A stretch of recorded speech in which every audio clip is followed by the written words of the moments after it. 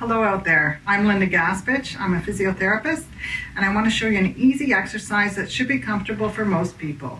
Many of us are in a new era of Zoom meetings and working at home and maybe doing some Netflix binging. And many of us are probably not as active and are sitting for longer periods, which can lead to lower back and hip issues. It's hard on our joints, discs, and muscles to sit too much.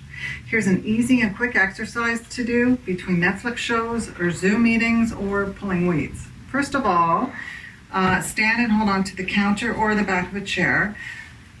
Then march your knee up to hip level and hold for 3 seconds. Finally, stand tall and lift your knee behind you and hold for 3 seconds. It's important to stay tall for this part. Don't bend forwards like this, and concentrate on squeezing your butt muscle when you hold it. Start with 5 to 10 times on each side if it's comfortable. This helps to move your lower back and hip joints and fire up some core muscles. Take care, everyone. Stay safe.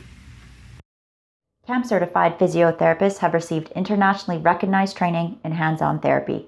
We can help you get better, recover faster, and stay healthier. So if you want to stay active in the things you love to do, then look for this logo.